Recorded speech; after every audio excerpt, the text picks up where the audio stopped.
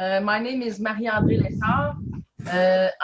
I've been a Toastmaster since 2008, and this season I'm glad to support new club builders by conducting conference calls and facilitating webinars.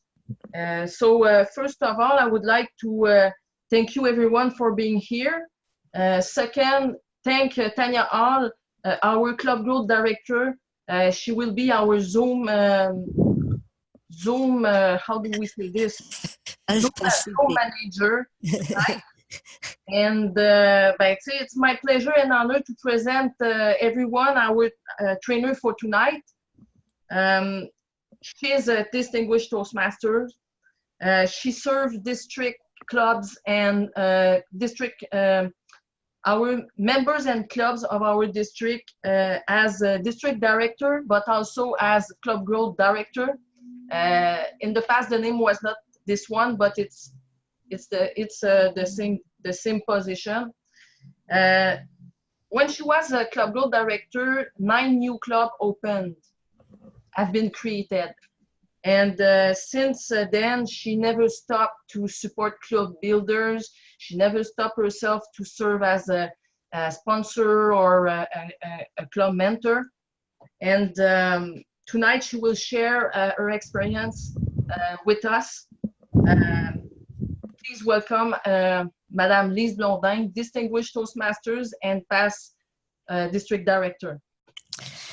Thank you very much, Marie-André, and welcome to everyone.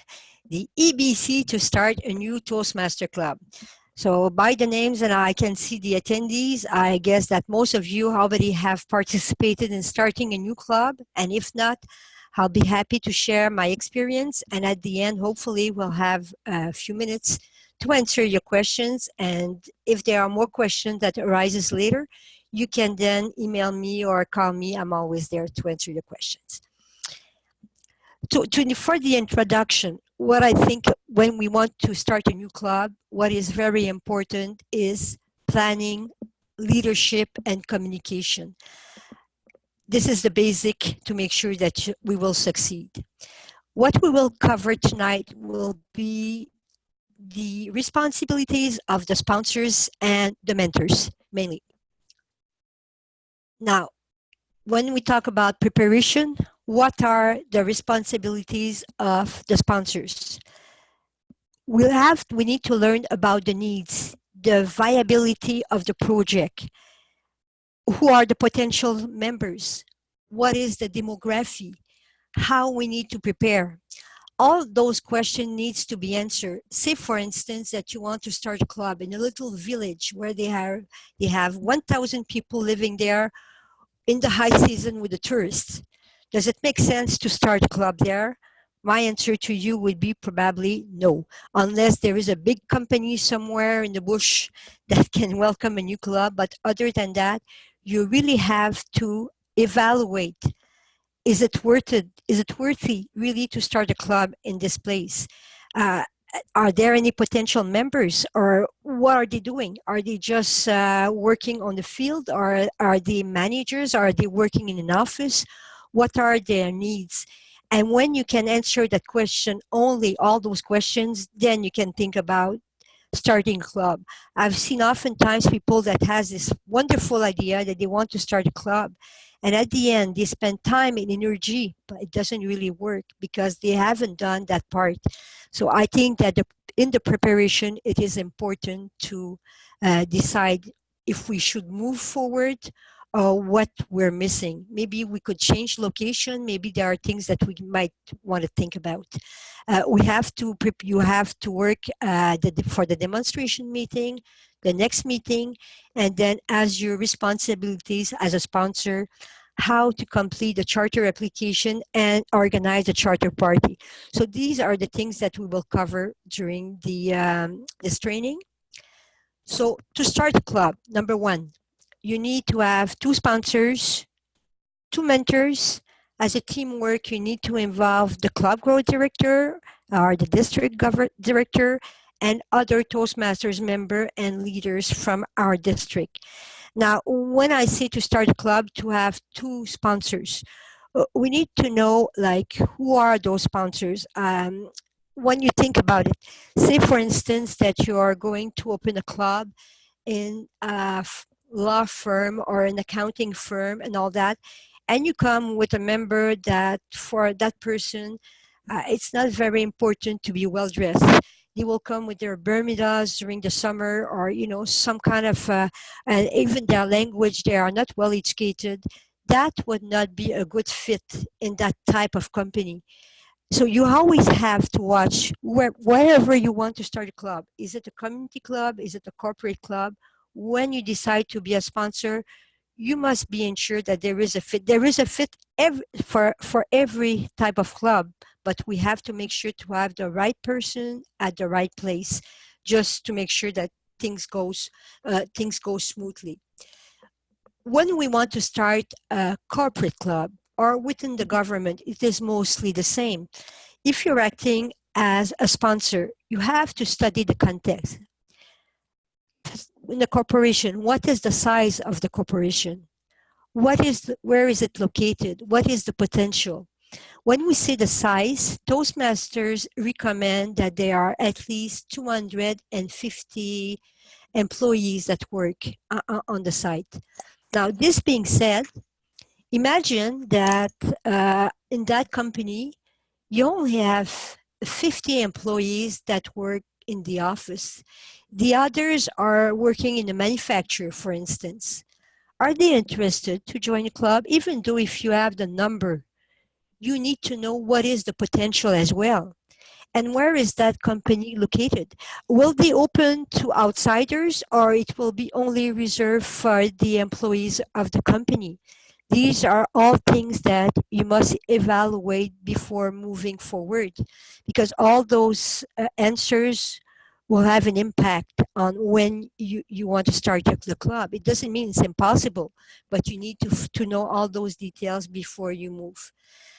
You also need to know who's the contact key person, who's the decision maker.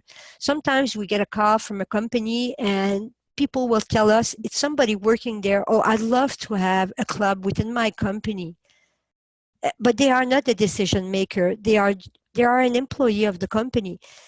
We need to be in contact with the right persons. In some companies, it will be the person in human resources.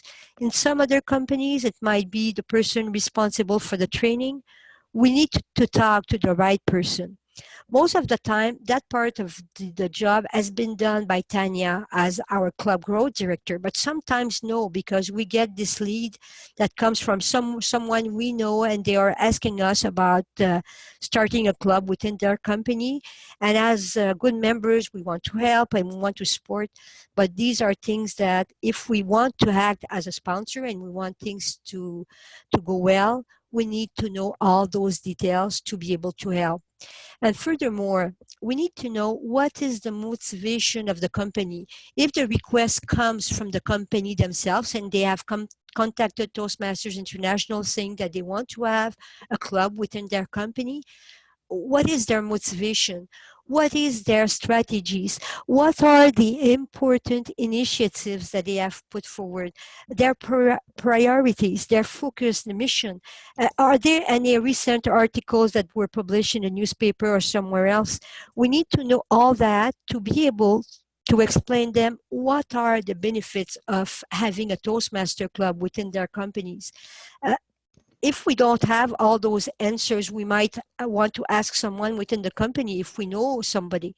But these we can find out, we can ask questions, and this is all part of the preparation. Before meeting with the company, you want to know all those things. And once you know all that, you're a lot more well equipped to be able to answer the questions and to invite them to start a club. Now, number one, if you are the person contacting a company yourself, you need to introduce yourself. It's not time to explain everything about Toastmasters and how it works and all that. All you need to know is like you have to introduce yourself, say a few words about Toastmasters, and the best would be either by phone in person or eventually it could be also an email following. but I recommend that you speak to someone, you get the name of the right person, and that you get to have an appointment with them. And this way, it is time then when you have your appointment to make a presentation. At one point, I know when I was the not the club growth director, but the other title I had at the time, um, we had a presentation about Toastmasters to present to corporates. I don't know if Tanya has this type of presentation at this moment, but it is important because for them, it really sets the table what we can offer them, how we can offer them that we are worldwide. When we are not, we don't have the habit to introduce and to present Toastmasters to a corporation, it's not the same thing than when we talk about Toastmasters to our friends or we want to invite someone. We need to know what's in it for them. So we need to get ready. We need to have all the information. And if we do have a corporate presentation, it would be a good tool to share when we go and present Toastmasters to those corporations.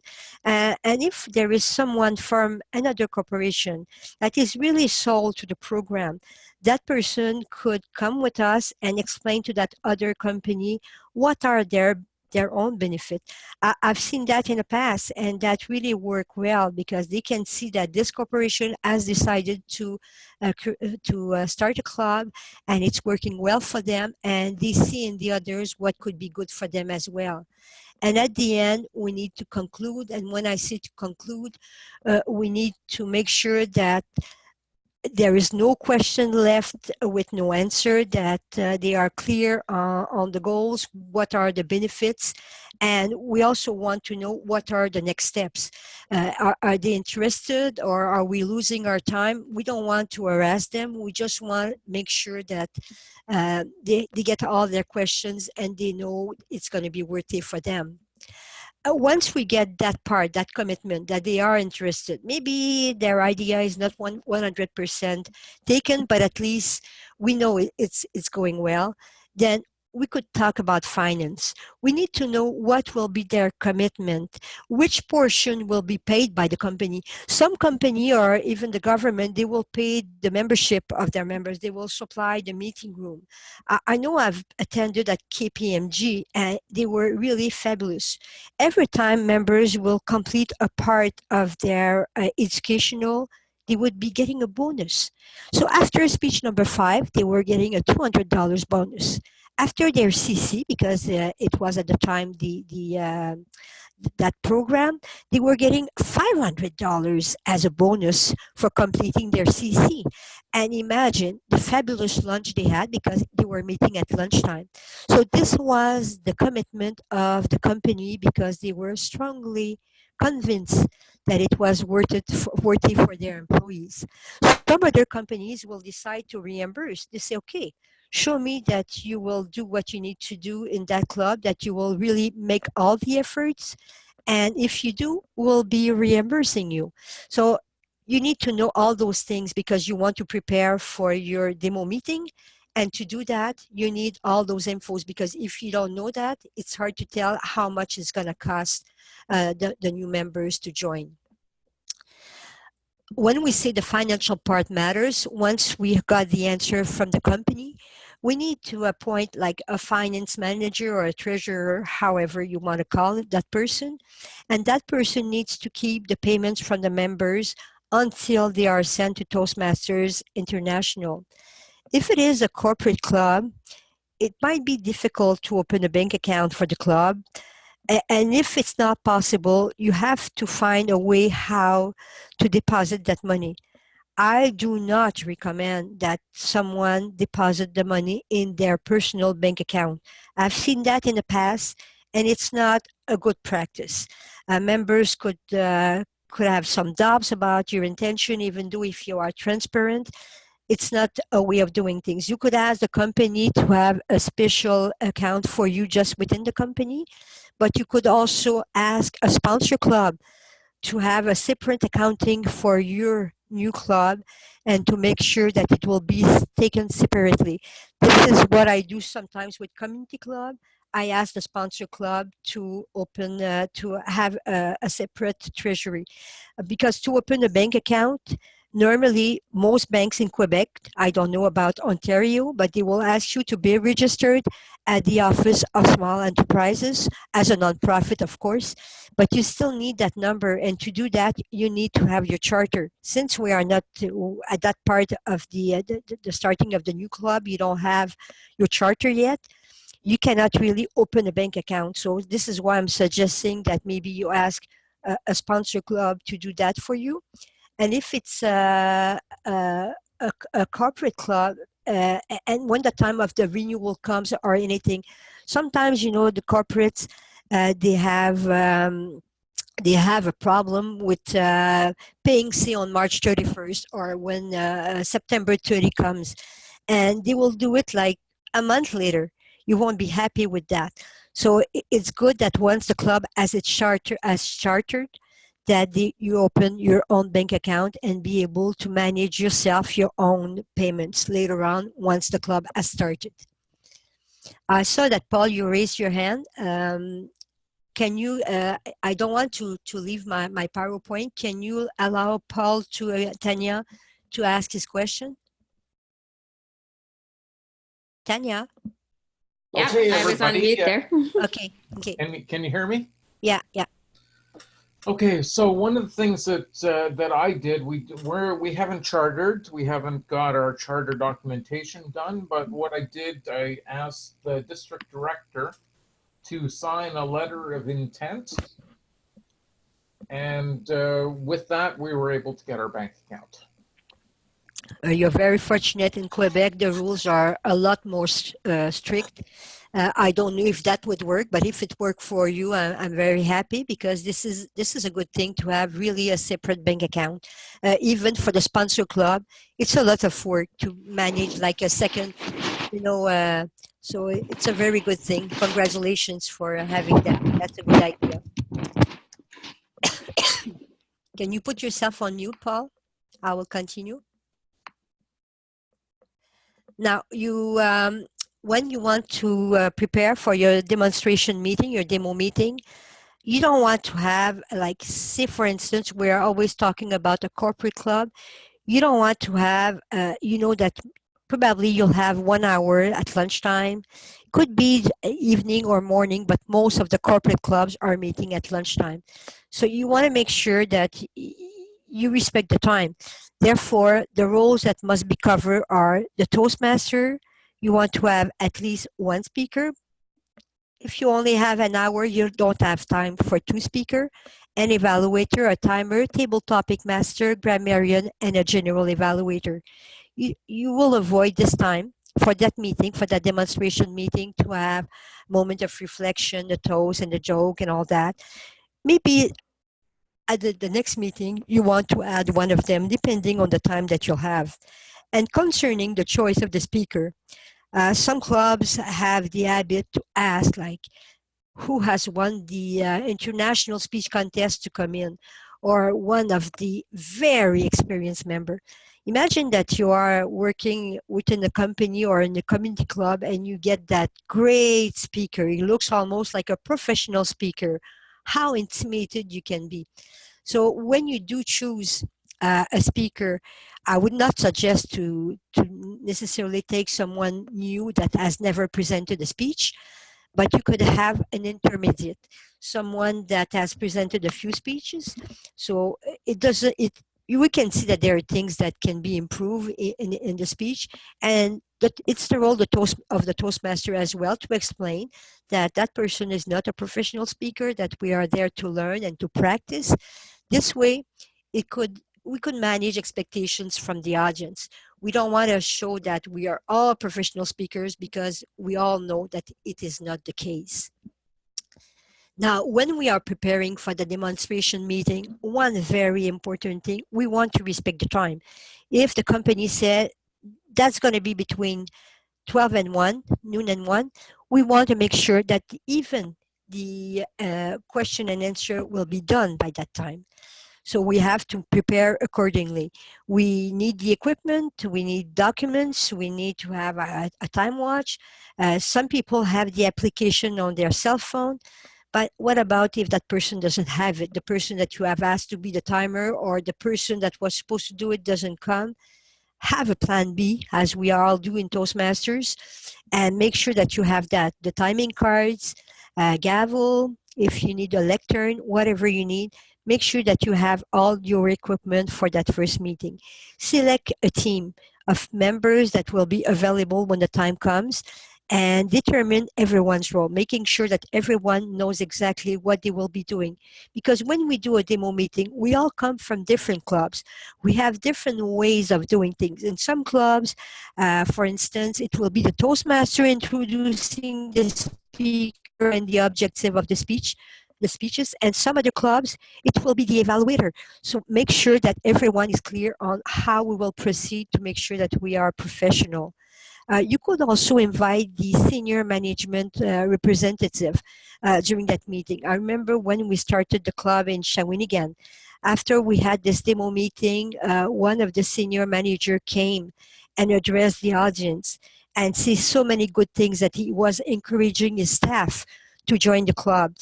3 weeks later, we had the 20 members and that club was chartering.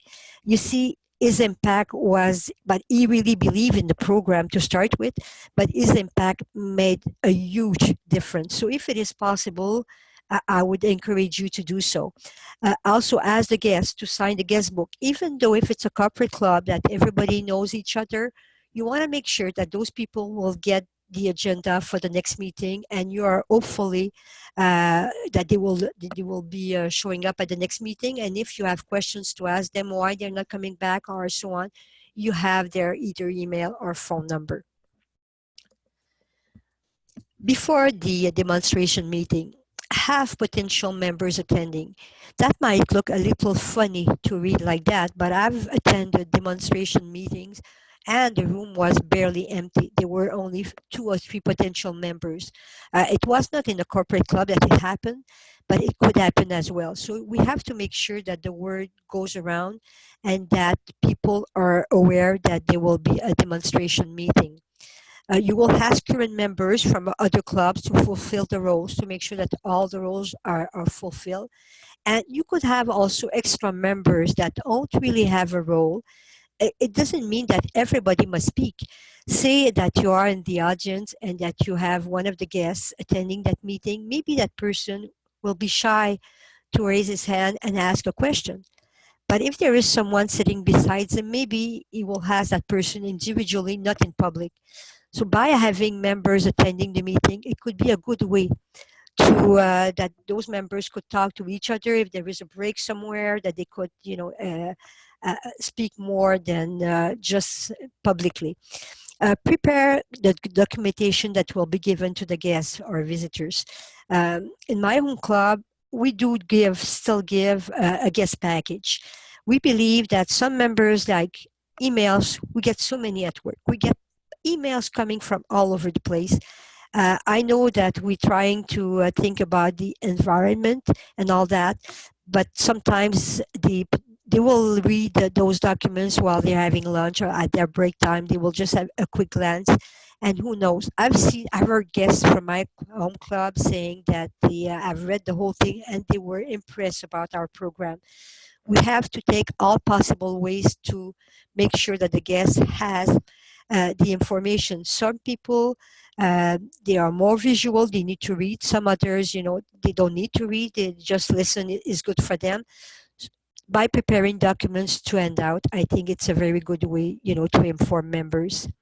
Ask for the meeting to be publicized to the employees, either by intranet, maybe by having a stand, maybe in front of an elevator a few weeks before the demo meeting. Try to find ways to make sure that the staff will be aware that there is something. And if you ever find out that there will be something coming up at the same time that you are doing your demo meeting and that the staff have to attend those meetings, well, you might decide to change your demo meeting and wait until an appropriate time to run your demo meeting. And during the demonstration meeting, I suggest that, we do that in our club as well. When potential members walk in, the table topic master could ask them if they are interested to participate. So therefore, we could have members coming to the lectern when they are invited. And I've noticed curiously that so many times potential members, when they are invited to present the table topic, they join the club. So it is a very good way to recruit. Of course, we need to have their approval before, and for the table topics, the questions needs to be not embarrassing, but question that that person could answer easily. And during the meeting, the Toastmaster explained the roles of the meeting. Because, when we are a guest and we are attending for the first time, we are wondering what the heck is going on here. Even though if we have an agenda in front of us, sometimes we don't really understand what's going on. It is important that the Toastmaster takes a few minutes for every role to explain why we are evaluating, what is that person will be doing, to make sure that they are able to follow the meeting. At the end of the demonstration meeting, I suggest that you introduce the sponsors and mentors and their roles, who they are. This way, the new members that will join the club eventually will know that they will be supported, that they won't be left by themselves. It is important. Have a question and then a Q&A period at the end. So if anybody has any questions or anything, and or if they have any objection, be ready to answer those objections. Sometimes we hear, why are you doing this? And we can feel that it is bothering them and we need to explain. Um, and we might, if we have time, we might have members that want to deliver a testimonial, very short. It could be just a minute or so, but why they have joined. Maybe what I will tell you won't be interesting for you, but maybe what somebody else will tell will reach to somebody else, and that person will say, oh, that's really me. So depending on why they need to join Toastmasters, different testimonials could be great. And we could also have success story. Here is how I got my promotion because I was able to improve my communication or my presentation and so on. But very, very quick, nothing too long. But these things could be prepared in advance, of course, if members need to speak. And also, like I mentioned at the beginning, in respecting the time. Now, if we are starting a community club, it is different than a corporate club. This time we have to find a strategic location. If we are asking, to start a club far in the bush, and we know that we don't have enough potential members, maybe it's not the right place to start the club. So it is important that you do that analysis to make sure that you will have the right place. Schedule the demonstration meeting as this very same way that you've done that I just explained for the corporate clubs. Publicize the meeting. You need to have a communication plan. How will we reach out to the community? It could be a chamber of commerce. It could be another organization. When I started Level Achievers, for instance, I was able to, the city helped me out. They had billboards, electronic billboards. We were able to publicize on that on their website as a nonprofit organization. We're there. When I did started the Expression Antique, it was located in my network where I used to work. In that location, I was able to send something, an email to over 2,000, 3,000 members we had at the time. So everybody knew that in that building there will be a club starting. And even though if those members could not attend from my network, they could relay the information to somebody they knew. So when we had the demo meeting, the room was really jam packed. So this is the way we want. This is what we want. When we do organize something, we want that to be successful. We want to have people attending those meetings. Display your ads in visible location. Their locations. Sometimes, drugstores or groceries, they will allow you to publicize. It could be also in the community part of the local newspaper. It could be in different places. Use diverse sources to publicize. This way, if somebody is not on Facebook and that person is not on social media, you will have a better chance to be found and to have more members attending and joining the club eventually. You could target groups or profiles. Like it was not the purpose when I first started Laval Achievers, but what happened is that a lot of members joined our club because they wanted to improve English as a second language. We have people from the South America, we have people from the Chinese people, we have French like me practicing there, and unfortunately we also have English members. But all that being said, depending on what you want to target, it is important for you. Some clubs, they want to have, like I remember once, it was the club of the young entrepreneurs. They wanted, even though if one was older, they would accept that person, but they were targeting a group of young entrepreneurs. So depending of who you target, this is how you will decide how you want to publicize a meeting and to have your communication plan. Again, you need to, when you organize a club, you need to decide how we will organize it. We come from different clubs. We have different cultures. We have different ways of running our meeting. It's not everybody not all clubs that run their meetings the same way. So we have to decide what comes first and what will be the order. We have to agree during the preparation how we will do this. Now, one important thing, we need to nurture their enthusiasm. I see some clubs, they are discouraged because members are not signing in, it's taking time. It is normal that we have that, but when we are in public, we need to show with a big smile and a lot of energy. And now, once we know that we will obtain our charter, even after the demo meeting, we announce what will be the next meeting. We have to select acting club officers that will do the work until we get a charter and we can vote our club officers.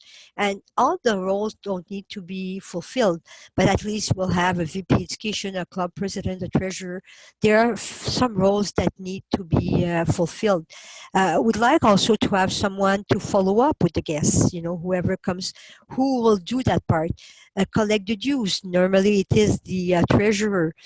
We need also to order and pay $125 US to order the application to organize that in our words, we call the ATO, and demonstrate our recognition for all those that contributes to the success of starting a new club. Now, when you pay that $125 to order your new club kit and you pay the fees to Toastmasters International, they will send you like a nice box with all those documents included. 20 pamphlets, a Toastmaster wears mini hat, all about Toastmasters. You get also information about master your meetings, the ballots, and a brief evaluation, a set of 50, a gavel, timing cards, the navigator, how to go through pathways, the evaluation resources. You have a pad of 25, then 20 more take the first step, and 20 fundamentals of public speaking. Now you get that in the box, but other than that, by paying that $125, it will give your members, your new members, even though if your club has not chartered, the opportunity to be able to log into pathways and to accomplish level 1. Level 1 is not much, but at least, if you don't take too long to charter, those members will have the opportunity to get in the pathways program, select a path, and this way they can, start their program, and hopefully you'll get your 20 members before the first member ends their level 1. So this is why it's important to order that at the beginning. All clubs that I've started myself, either as a sponsor, I always order that kit, even though before my demo meeting, because I was convinced it would work. So but I had to take it for my personal money. Some members prefer to wait until members pay, so they have money to pay the $125, or you could even ask a sponsor club to advance that money for you. So this way you can get started quicker and faster. Now, the good news, you get your 20 members. So now it's the time and the pleasure to complete all that paperwork. So if you look at the one on the left, the application to organize a Toastmaster Club, this is the one you have to complete and pay your $125. So this is the one you did at the beginning. Now, following, you need to, for each members, you need to have, like, there is a special form for new charter members to complete. It's not the regular application form for members. You have a different form.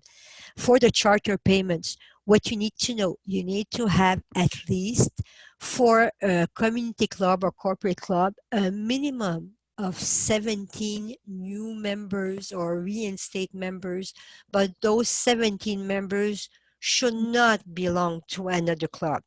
This is the important part. And you need to have 20 members in total, but the 3 other members could be new members, but they could also be members that belong to another club, like what we call a dual membership.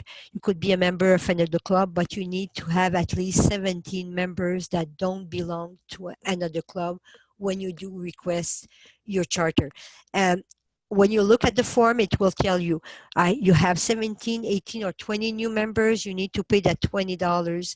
And you need, from the beginning, when you do request, you need to pay a full 6 months of membership, the fees.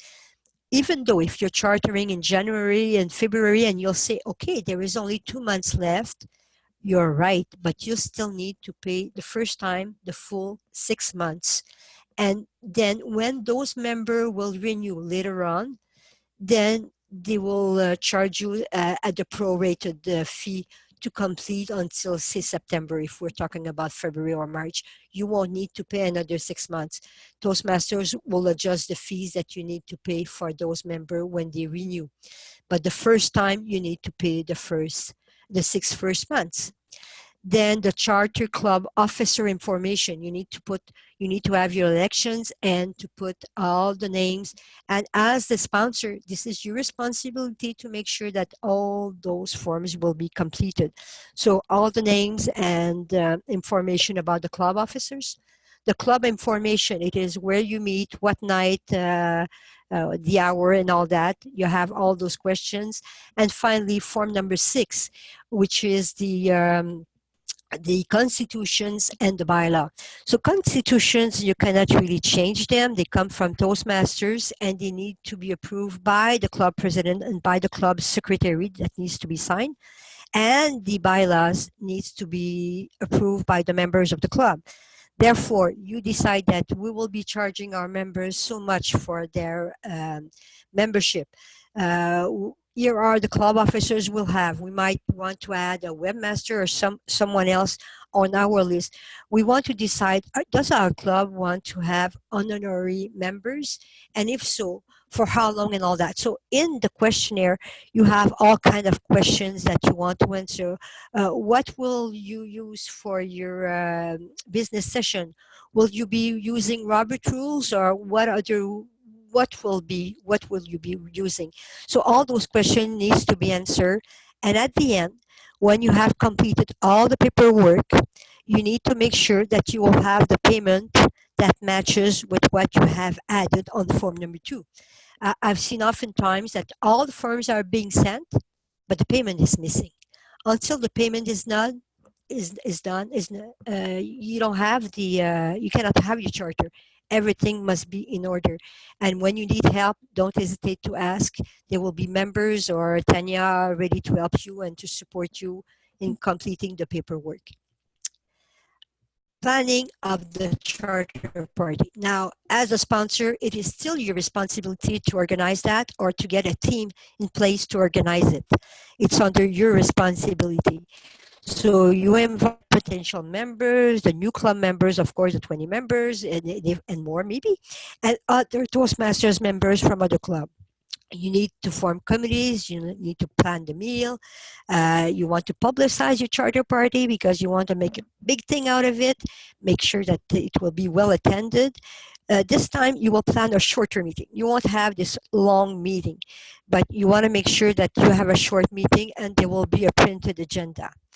Now, when you do proceed with a charter party, you need to invite the district trio members to proceed because what happens when you charter, it is the district director that receives your charter papers, the certificate for your new members. Therefore, he will do like there is a special ceremony that he will be leading. It is very official. It's very nice, and you need to invite them to lead that part of the meeting as a sponsor. Now that you've done that, I'd like to say a few words. If you're planning to start an advanced club or a specialty club, you do need to determine what will be the eligibility criteria.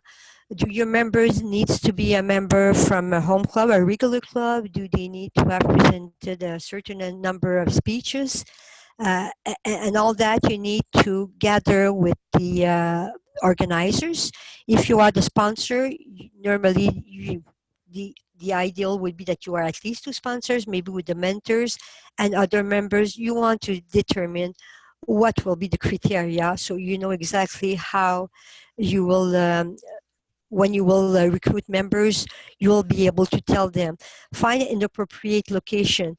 You want to find a place where you know it's going to be easy to for the members to reach, and also you want to select a time when the other clubs don't meet, because most advanced club, one of the criteria is to be a member from another club, so you don't want to meet while a regular club is meeting. You want to try, so this is the reason why several advanced clubs are meeting on Saturday morning, because they know that there are no other clubs meeting at the same time. It's not an obligation. You could decide any other night. I'm just saying that it could be an idea to make sure that around you there are no other clubs that are meeting at the same time. It's going to help you in your recruitment. Form a team of interested members. Spread the word. Talk about it. Just you know, you need to have energy, and really that members will be interested to join. In the meantime, you need to select also acting club officers that will be until the club charter elects their club officers. You need people to take on the lead, just like we did for the other clubs. And you also need to determine the typical course of club meetings. Advanced clubs are not all the same. They have different ways of doing things, different ways of doing their evaluations. You need to discuss that ahead of time, how you want your club to run. You might wish to visit other advanced clubs to decide how you want yours, but it is important to determine that before you proceed with your demonstration meeting. You want to be ready. It is part of your preparation. And now that you have decided, you know all that, you prepare an advertising poster, an email, or a flyer. You need to spread the word. And to share the good news, you will spread it with members from all surrounding clubs. You could do your promotion in person, by email, Facebook as well, but don't rely just on social media. You could ask your district to be able to promote during contests, TLIs, conferences, or other events gathering members. It could be an area contest, division contest, wherever you think that you can recruit members, especially if one of your criteria is to have a dual membership. So this is things that you may want to consider in your communication. So if we do summarize the duty of the sponsor, you are helping the club to get its charter, you are generating interest and enthusiasm, helping in recruiting new members. You have to make sure that you submit all required form once that you have your 20 members, and the payment as well, plus organizing the charter party. For the sponsor, you give a man a fish and you feed him for a day. Teach a man to fish and you will feed him for life. And I think that this is one of the role of the sponsor, to teach all the members to fish and make sure that the club will be sustainable. Now, you will get your credit as a sponsor by entering your name on the appropriate form when you send all the form and payment to Toastmasters. Yes, when you apply at the first place and you have completed the ATO and paid the $125, you have put your name down as a sponsor. But maybe in the middle of the way, there were changes that could be always changed. So when you do send the charter papers and all the forms, you can still make a correction either on the sponsor or the mentors. Maybe at the beginning you say it would be so and so. Happened to me in one of my clubs. We did started both mentors and sponsors together. We were really working, the four of us as a team. And at the end, it came up that the one that was supposed to be a mentor had to quit. So we were able to register him as a sponsor because he has done the work. It's not because we wanted to give him a freebie. He really did the work as a sponsor.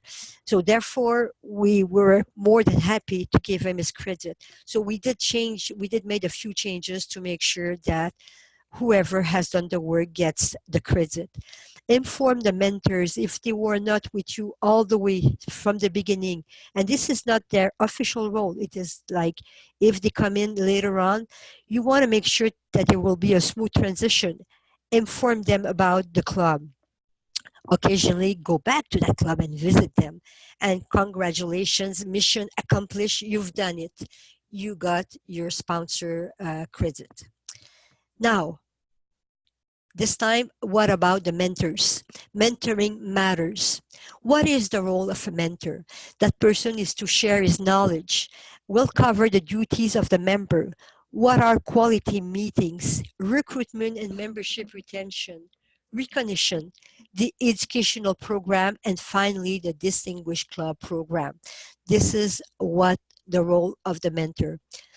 The mentors act as consultants and tutors. They have a big impact on the success of new clubs. I've seen clubs that they don't have mentors, of mentors have been absent, and we can see that those clubs are very vulnerable, and they really need the support of mentors to make sure that they will continue and they will be able to keep up. And your experience is important. The mentor is there to share his experience, knowledge with new club members and guides them. This is the role of the mentor. And the process to be appointed as a mentor. Normally, your name is been indicated as a mentor when you have submitted the papers to Toastmasters International to start a new club. But if there is a change in the meantime, you could be appointed by the club growth director or the district director. Now, as a mentor, you have to show them how to fish, like I said before. So you're showing them how to use resources. You make sure the club is strong and completely functional. They need to know exactly, they need to attend those club officers training. You want to make sure that the club officers perform their duties and have all the tools they need to proceed. You need to be there, present, if they have questions to ask. This is why we say a club needs to have two mentors, because if one of them cannot attend a meeting or is absent for different reasons, there is another one that can take over the role. Quality club meetings. It starts by preparation. So you have to assist the club officers that will taking that role for the first time, the VP education. Make sure that the planning of the club meetings are well done, that that person has ideas and resources for quality meetings, that there is variety, that it's not always the same thing. You need to create in the club a culture of service for the members. You want to make sure that the members they know that their club officers are there for them, and you want to create that culture. Make sure that it goes on even after you'll be over with your mandate. Now, concerning the membership, your role is to maintain a minimum of 20 members and hopefully more if possible. You need to encourage also a membership recruitment culture. You want to make sure that we'll see in the next slide all those campaigns that Toastmasters suggests, but it's members don't think. Sometimes they say, okay, we're 20, we're 25, we're good enough, we don't need to recruit.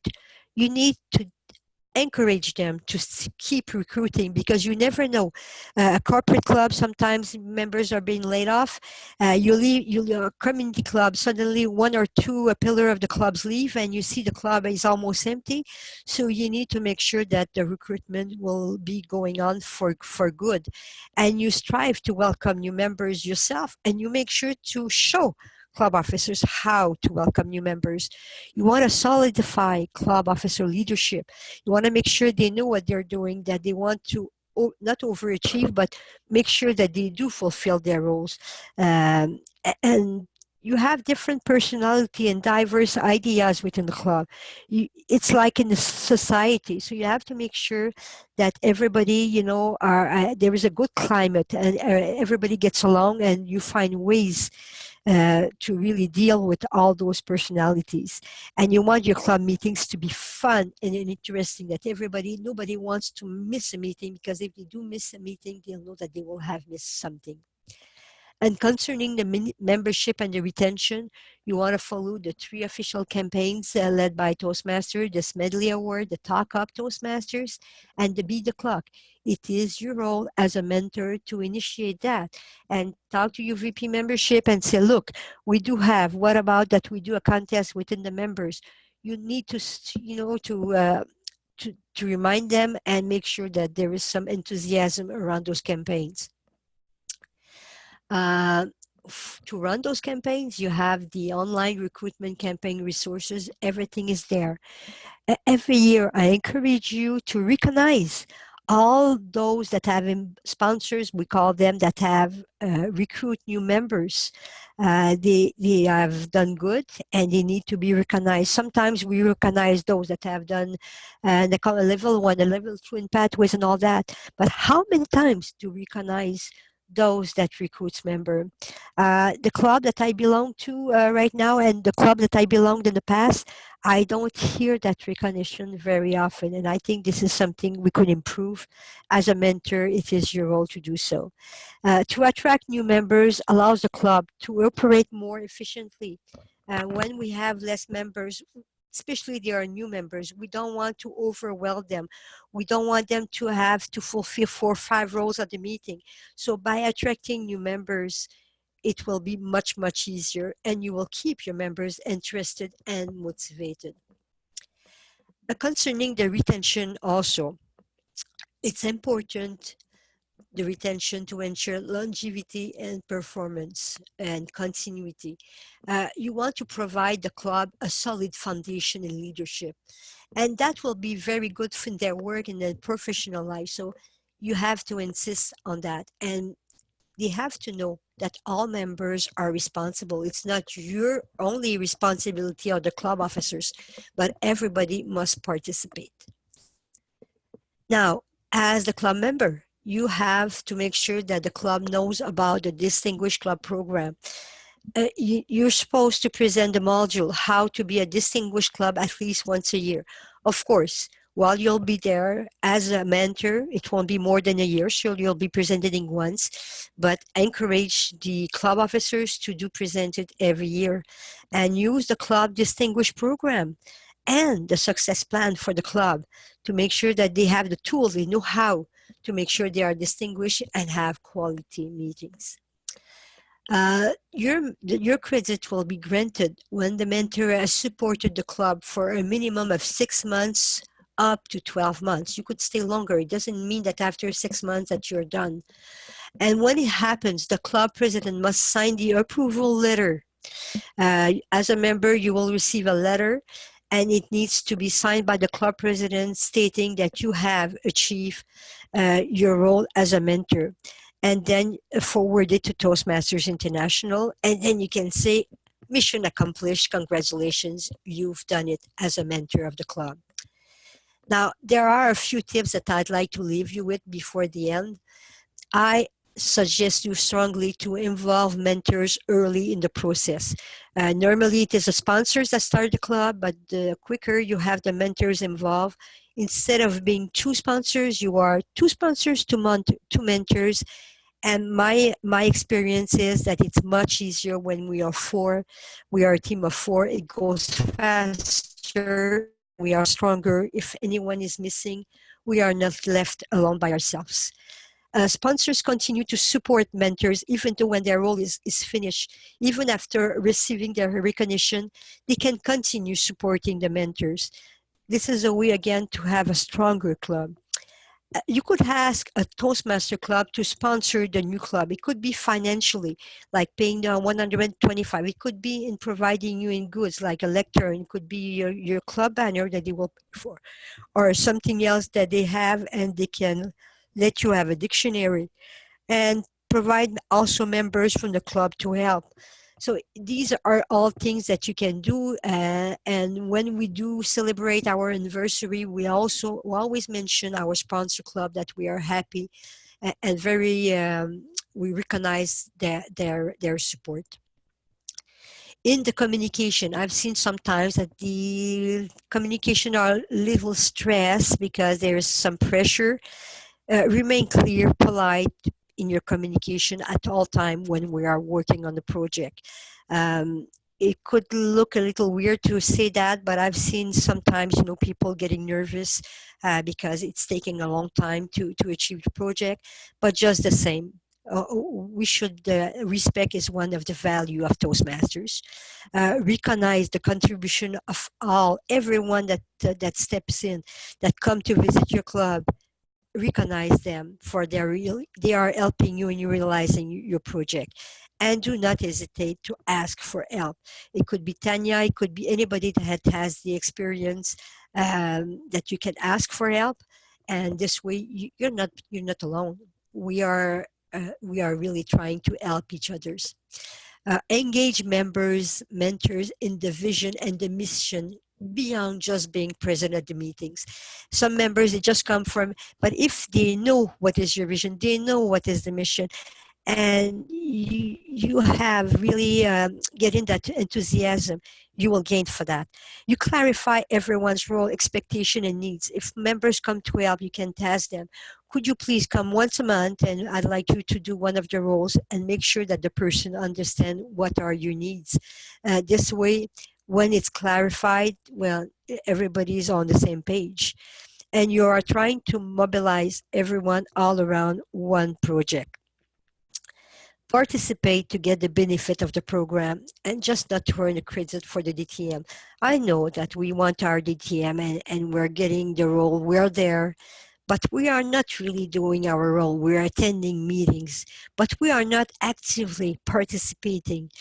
And if you do participate actively, you will get all those benefits of building a new club, and you will see how exciting it is and rewarding, and you will be able to buy those benefits to apply that in your professional or personal life. I've done it a few times, and I can tell you how gratifying it is, pleasant, and really fulfilling.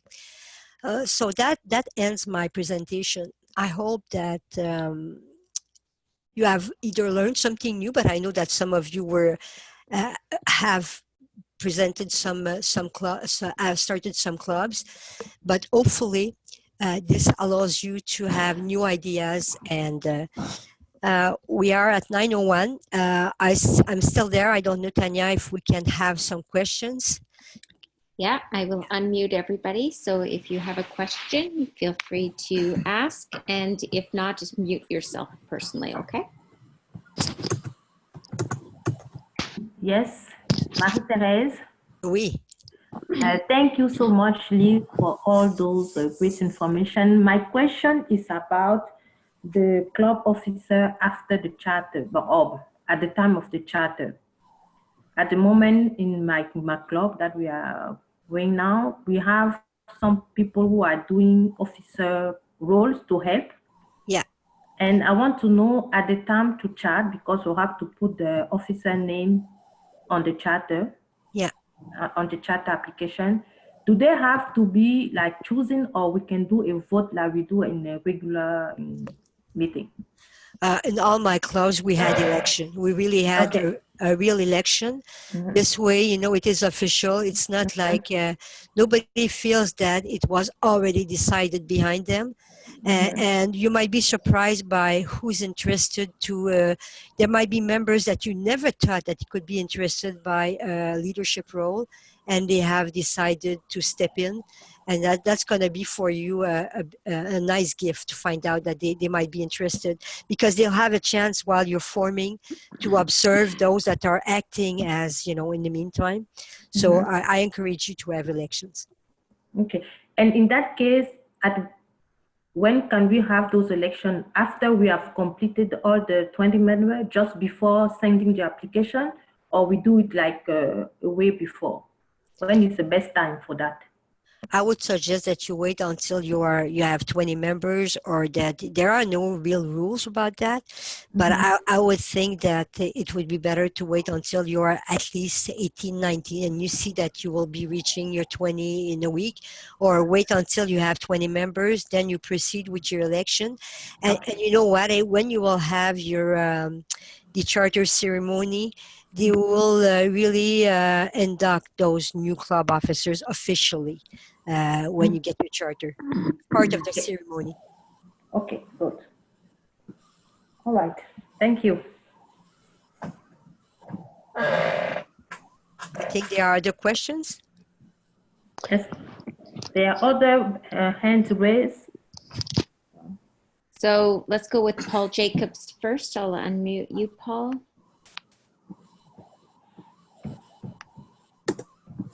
Okay, Paul, you can go. Yeah, so one of the things that I'm doing is we're almost at charter point.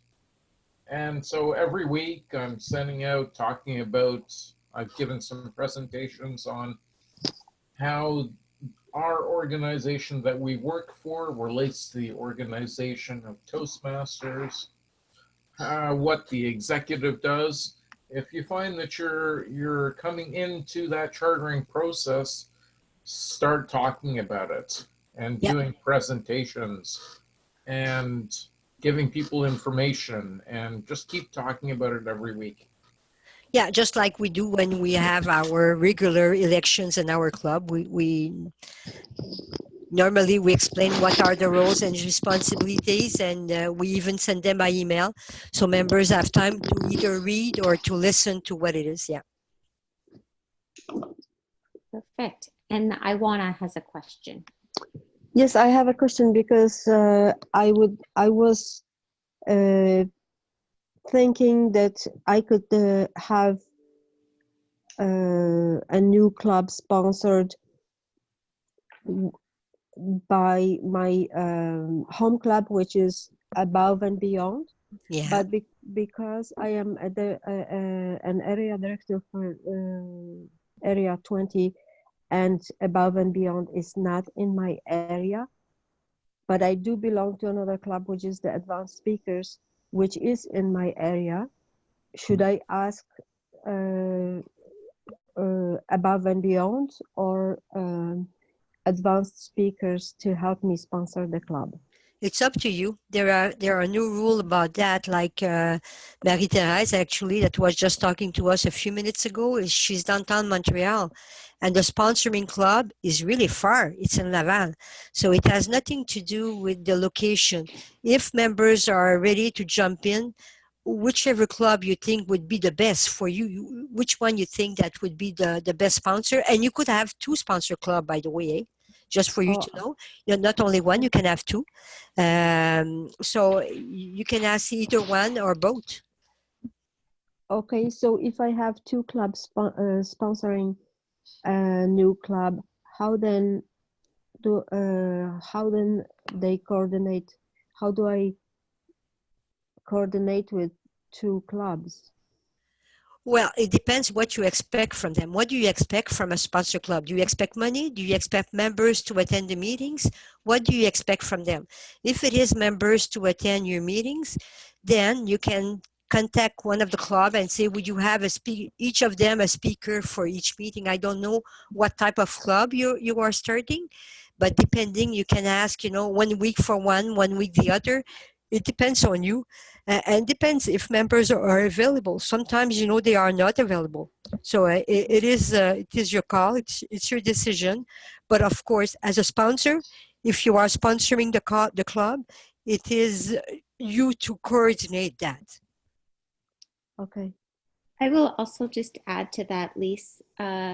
So the sponsoring club doesn't actually dedicate where the new club falls under. So that is a completely separate item as well. So a new club can charter in any area, any division, and it is the team that's creating it, or the person that had the idea and the vision, that kind of gets to position where they want to see that. So as an area director, you would want to position that in your area. And Yeah. sponsoring clubs can add to that by giving their time and their effort to help that club succeed, but it doesn't necessarily fall into their area. Okay, so if, for example, Above and Beyond would be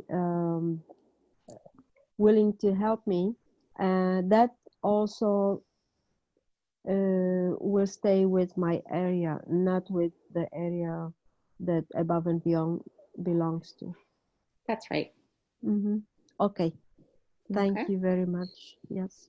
And now I will go to Sue, and I will unmute Sue. Thanks. Hi, Lise. Thank Hi. you so much for this session. I really enjoyed it. I got a lot of good points. I know that we feel that the demo meeting, we would be very successful. And if we follow all of your suggestions, I'm sure we would, and we would hit charter strength. Sometimes, though, as we know, that doesn't happen. Do you have any suggestions on how a sponsor cannot fall into the trap of simply working on quality meetings as opposed to focusing on getting 20 members to charter? I'm not sure I understand your question. You say that the club sponsor should not necessarily focus on the quality meeting rather than focusing on recruiting 20 members? No, what I'm getting at is we all know clubs that we've got clubs right now that are in charter status. They've been meeting 6 months, 9 months, a year. They have great quality meetings. Everybody loves them, but they're not chartering because the sponsor is not focusing the members Okay. on what they need to do to charter. And Yeah. I'm wondering if you have any suggestions on how to not fall into that trap. Well, I think that right away when they have quality meeting, it's already it's very important. I wouldn't say anything against that, but at the same time, you really need to put the effort because, like Laval Achievers, it took me 15 months. So I know what you're talking about exactly, but. We need really to focus on recruiting and to follow all those campaigns and all that. But how do we proceed? It's really, again, to create a climate of enthusiasm, and maybe you could have like a contest between members and find ways to make sure that and encourage them, say, listen, we're just missing 1 or 2 members. It's really to push on the members to invite guests, if it's a community club, depending what it is. But yes, they need to push on recruitment. Absolutely, absolutely. Because the faster, once you get your charter, some members sometimes say, okay, you got your charter, but some members have already left the club and all that. But the momentum you are creating when you charter, it's something really, really powerful. So yes, definitely there is a whip that should be given. How to do that? Maybe you need to get some energy from outside because yourself you're exhausted. I've seen sponsors that they are just trying to hang on there, but they are exhausted. So this is why I say don't hesitate to ask questions, ask for support. Tell someone, I don't know how to get there and I'm missing 2 members. What are your suggestions? You need to ask. And each situation could be different depending on what's the cause. Is it the corporate club? Is it the community club? Why is it that they're having a hard time to recruit those 2 or 3 missing members? I'm wondering, sometimes the sponsors will talk about, well, let's come up with a name. Let's do all sorts of activities as if we're a club, but let's face it, we're not a club. We're not a club until we charter. And I think sometimes they fall into a trap of thinking they're a club, acting like they're a club, believing that they're a club, but they're not a club because they're not focusing on getting to charter. I agree with you, and you know, those it's going to be even worse now with pathways, because in the past, even though if a club hadn't chartered, they could complete almost a CC. Now it's not the case anymore. Only level 1, so it's going to be even a more incentive, you know, to really speed up. Otherwise, what will you do after level 1? You're stuck there. You cannot continue. So it's going to be even a stronger pressure to charter, I would think. I'm going to unmute Marie Treese. So there you go, unmute.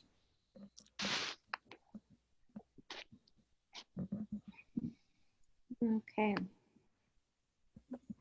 Marie Treese, I did unmute you.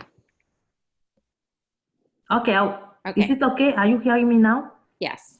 Okay, so I'm saying that in my case, the people are very hungry about Toastmasters, but not all of them can come at the meeting at the time that we have.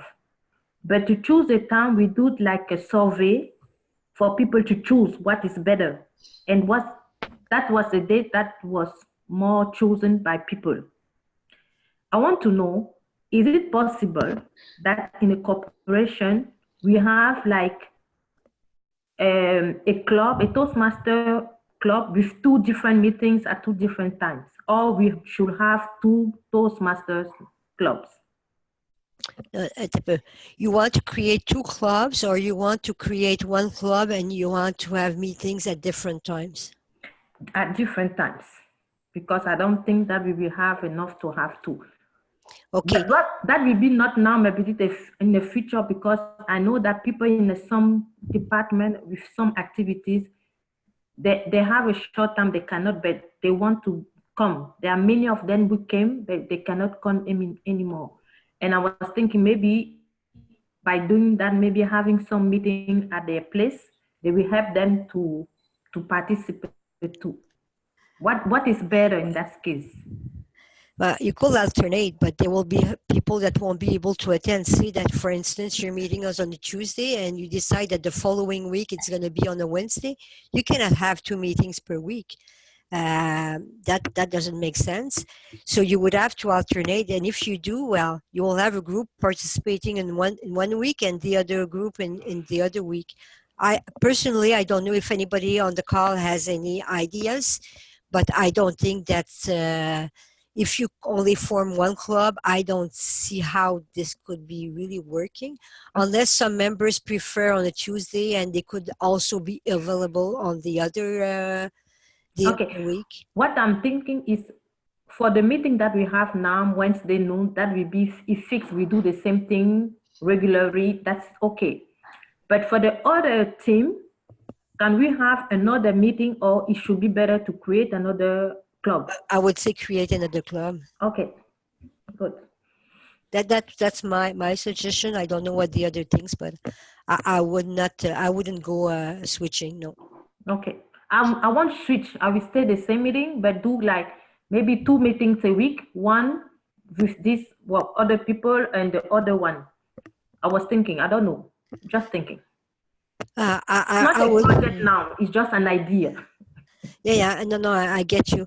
I don't know what Tanya thinks about that, but I think that your best bet would be to focus on chartering this one first. Mm-hmm. And if you see that after that there is still excitement for other members that cannot participate, Mm-hmm. and you know somebody that wants to build a second one, but for now, just starting one club is one thing.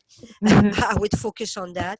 And once this one is chartered and you see it's going strong and you're not losing members, I would wait for a while. Then maybe there will be a need, depending on how many. I think that you have a lot of employees in that building, right? Yes. Yeah. So if there is a need and if you think it's possible, but not at this time, I would wait. No, for me, no, it's not from that time. I want to finish this one first. Yeah. And this one will be like my leverage for the other one. I have to finish this one. Yeah. Because I have some people ask me questions, but for the moment I didn't change anything. But because we're here, so I took just the advantage to be here to ask the question. Yeah. Okay. Thank you.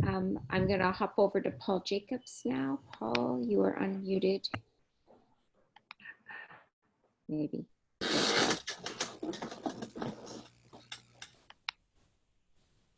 You can go ahead, Paul. Just give me 1 second.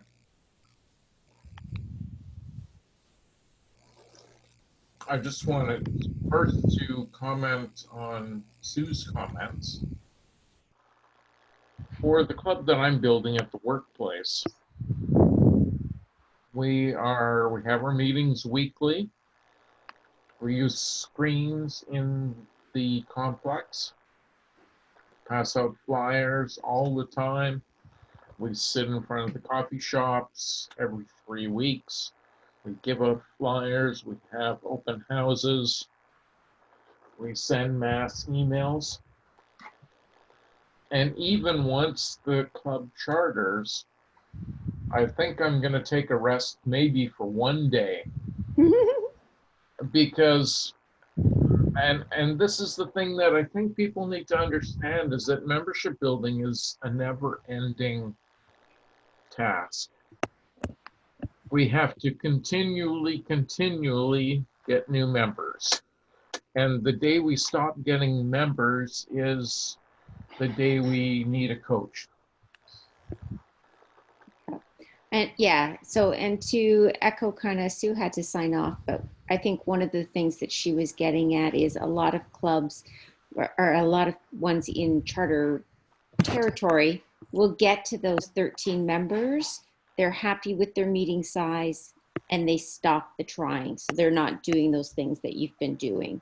So that's kind of the slight difference in where things are at. Some clubs will keep trying and keep going, and then other clubs get to 13, they're happy with their meeting size, it's going well, and they stop trying to build membership. It's very unfortunate because now their members will be, they won't be able to continue in the, in the past you could do it like that, but now with pathways, they will be stuck at level 1. So how do you think that they will be able to continue their progression? They will, level 1, it's only 5 speeches, eh? It's really easy to reach. And the only other way to move forward it's to get 20 members. There is no other ways. Yeah. Dan Rex, the CEO of Toastmasters, has given us the go-ahead to, I'll use the word park members in another club, and that will allow them to access all of the material for pathways. The hazard to that is it slows them down because they're getting the material, so they're not doing their membership building, but it also comes into effect at contest time. Yep. So during a contest season, they're a transfer member, not a new charter member, and therefore those new charter rules of a new club, you can waive all of the minimum requirements for an international speech. So it kind of gets hung up there. So some pros, some cons, a lot of extra paperwork can be done, but all of those things have to kind of be under watch. I believe that since we are in transition, they are trying to see how not to lose those new members, but that needs to be reevaluated, I would think. But it's at their end, eh? Nothing we can do. I will say that it is because of District 61 that we actually got them to change the rules and give level 1 access to pathways for anybody with an ATO. Prior to that, they had no desire to do it. But when Randy Spear, the international director, was visiting, she saw our dilemmas on it taking so long, and she positioned that on our behalf to get us some access. So we're getting there. We've got a couple more hands, and I'm going to go over to... just one last, I wanted to comment on Marie-Therese, her club building. For example, the club I'm building at the workplace, once we hit 20, which is going to be, I'm still crossing my fingers, it's going to be very soon. And then what we're going to be doing we're going to rest for a day, and then we're going to start building a new club. And they will meet on a different day. And then our club will, all members will be members of the same club. And then when they're ready to have 20 members, then they can go charter. So that's just what our plan is. Right now we have English meetings, and then we're going to go into French meetings. That's it. Thanks. Okay, perfect. Marie-Andre, you're off mute. Okay, so we heard few comments to answer the Delati question, and what I could add, because as you, I attended Lise Blondin's workshop in French and in English, and some things that she said could be a part of answer. The definition of the project definition seems at the beginning to be something important. Let's say, do we have the winning condition to get 20 members? So this, if we have this, it's already easier to get the 20. Then, do we have a good promotion plan? Say, who do we target? What could be the benefits of Toastmasters? What will be the message, the means to communicate to those persons? So this can help to get to 20 many people at the demo meeting, and so prospective members. And something I would add is when we at the end of the demo meeting, Lise, should we do anything special, such as announce what's next, when will be the next meeting, if you want to join this, to get forms? Recently, I heard someone, she tried something new. After the demo meeting, she sent an email to all the guests, and the guests were invited to the next meeting, but also to do an e-transfer, so to become member. Yeah, So, this is what we call close the sale. You need to close your sale. And when you say that, the point of Sue was that when they reached 13, they were comfortable and they had no interest in forming that club anymore. They thought that they were a club while they were not a club, because to be a club, you need to be 20 members. But they were happy as they were, and they had no motivation or interest to charter. Basically, that's what it is. And I think that if you have no motivation and you're not excited that you want to reach 20, nothing can be done, because the motivation and all that comes from the sponsor.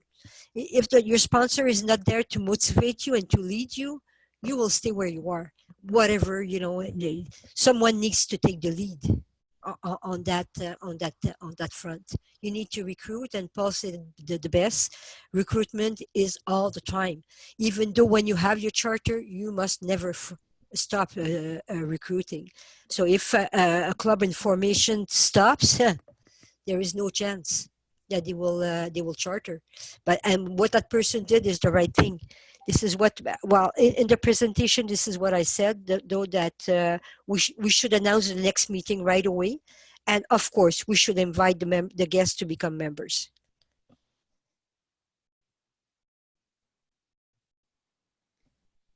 Perfect. So let's go to Dudley. Dudley. There you go. Yes. Hello. Yep. Excellent. Thank you. Yeah, so I wanted to comment on Marie-Thérèse's question. As division director, I had the chance to visit a corporate club which had the brilliant idea of holding two different sets of meetings. And I think it's referring to what she was saying. I think on Thursday, they were meeting at noon for 1 hour. And then every other week, they had a regular evening meeting after work, like let's say from 5 to 7. And the reason they did that is because there were so many employees in the company, but they just, their schedule wouldn't fit for them to meet on Thursdays around noon. So they had a second meeting done during the evening. And in that meeting, they would allow people to make more speeches instead of having, let's say, only 1 or 2 speeches during a noon meeting. Like on the evening meeting, they would have like a set of speeches to allow the members to, I guess, make more speeches and complete their accomplishments. And I think it was a great idea. I'm going to follow up with what Lise was saying. I'm not sure if it's the right thing to do right now for a club that's starting. Maybe focusing on chartering the club would be the best thing, but eventually that would be a great problem to have, and that could be a resourceful solution, I think. So. Thank you. And I wanna still hit it twice. Sorry.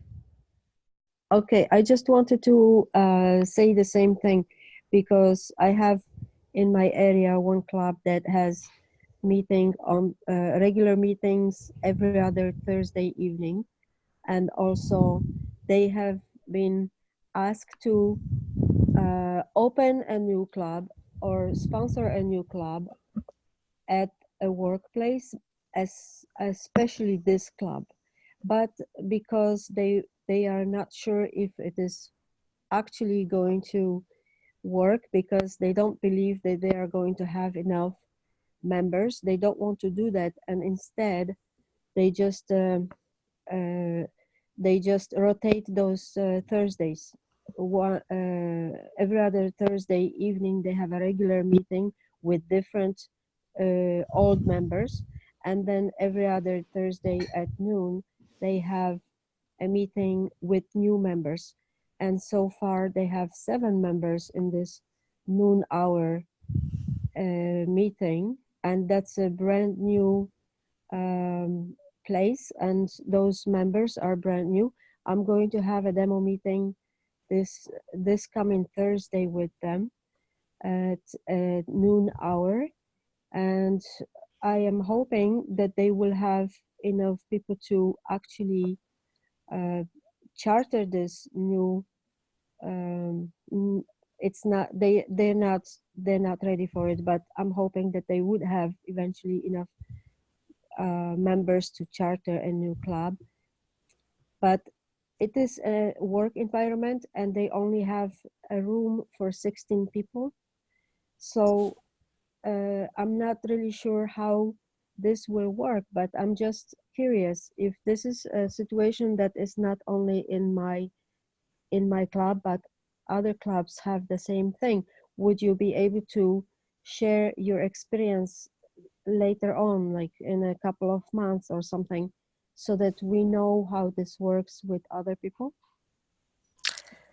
I don't know if I would be a member of that club, and I would know that I would have to miss one meeting because they have switched the schedule around. Personally, I would not be very happy because when you join a club, I don't know if those members are paying or if it is the company paying for them. The company is paying for them. Because, like if I'm joining a club, I want to attend on a weekly basis. And therefore, if they decide to change 1 week on one day and the other week on another day, and I won't be able to attend, I feel I'm being penalized. But this is my personal impression. I wouldn't like that. I'm just No. The old members, which meet Thursday nights, yeah. They pay their own membership, and they continue bi-weekly meetings. Okay. But Okay. yeah. Okay, I misunderstood you. Okay. So I'm not sure how this will work because the employer is paying for new members, and it is on Thursdays in the noon hour, but rotating Thursdays. And since other people are mentioning this, I would like to, in the future, get some feedback from them how this works. Yeah. Yeah, let us know, Ivana. It could be interesting to know.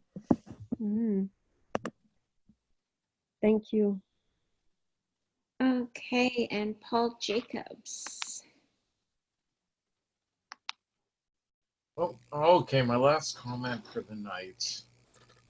I think one of the thing that I've found in my experience so far is that public relations and membership are most important.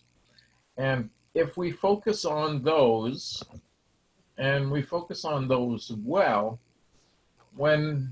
I'll just put it this way. When we get new members in the club, they bring new ideas to the club. They bring their enthusiasm and newbie attitude. And that helps everybody get re-energized. And if we keep on bringing in new members are going to want to get engaged in the program and do speeches and continue and continue and continue. I guess at the end of the day, if we focus on public relations and membership, the education portion of the meeting and the quality meetings will just essentially organically happen. Not to say that organically 100%, there'll still need to be, direction in that. But if you're getting a lot of new members in, your education stuff, that's all going to be taken care of. That's my thought for the evening. Thank you, Paul.